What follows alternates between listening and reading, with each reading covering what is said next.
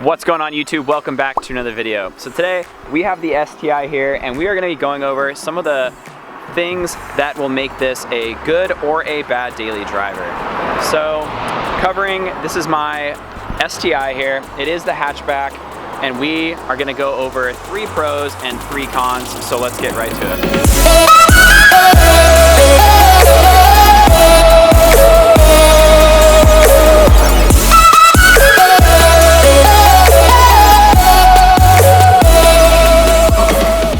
We're gonna go over some of the good things about this car as a daily driver. So starting out at number 1, this car, it drives really well. So inside the car, we have some pretty nice secure seats. They have really good bolstering. It's an Alcantara and a leather seat, so it's like a hybrid seat. Very comfortable to drive, and the steering on this car is absolutely incredible. That is going to be the deciding factor whether you have a WRX to an STI. So for handling and driving the car, the STI is definitely worth it. So another thing that makes this car a very good daily driver is the fact that it is super practical with storage. As you can see back here, I have tons of tire marks and everything because I actually throw my bike in the back of here. I just threw the set of Vorsteiner wheels for the Audi back here, so it is really practical. Super easy to just open the hatch and throw whatever you have in there. So it makes it very practical for anyone from someone my age in my early 20s to maybe someone in their 40s, 50s. It is just an all-around very practical car for storage. All right, so number 1 on the con list. So this is something that I complain about almost every day. The car, even though it is a 4-cylinder turbo, a lot of people think that this car gets really good gas mileage. Maybe it's just my car, maybe it's not. But I'm experiencing around 13 miles a gallon in the city and roughly 20 on the highway, and that is really being conservative. I don't drive this car super aggressive because it is my daily driver and I don't want it to break. So that is definitely a downside when looking into buying one of these cars. So another con about this car is the fact that they're holding their value, which can be good and it can be bad. So for the cons portion of that, it is difficult to buy one of these cars at the moment because they don't make them anymore. This is a 2013 STI in the hatchback. So this is a GR body. It's made from 08 to 14, and then they did this little split year. 11 was the first of the facelift, which is what I got. So when you're looking to buy one of these cars, the 08 to 10 are going to be a little bit cheaper for an STI. They're around 15 to 20, I would say, is a safe range.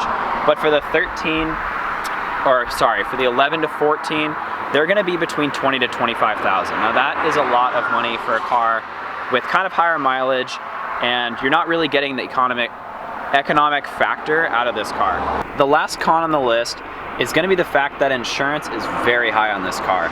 So I have a pretty decent driving record. It's probably average for someone my age, and I have 2 cars. So my insurance is actually twice for this car than it is for my 2011 Audi S4. Most people would think that the Audi would have higher insurance, but this car is about $160 a month to insure.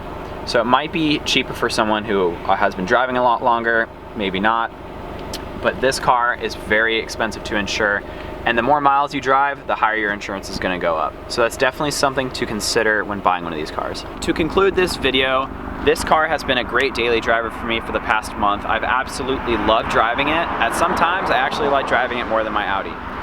However, it is difficult to keep in mind that this needs to be a daily driver and that it needs to have good gas mileage and that it needs to be reliable and efficient for commuting and whatnot. So if I had, let's say, $25,000 to buy a car for commuting, I probably wouldn't put this car in that bracket. I would maybe look for a WRX, which is going to have a little bit better gearing, maybe get better gas mileage. I would probably look a little something less sporty. This car is great for the weekends, and I think that that's where it should stay. So again, thank you all for watching. I hope you all enjoyed this video. I hope it was informational for you, and I hope to see you all on the next one.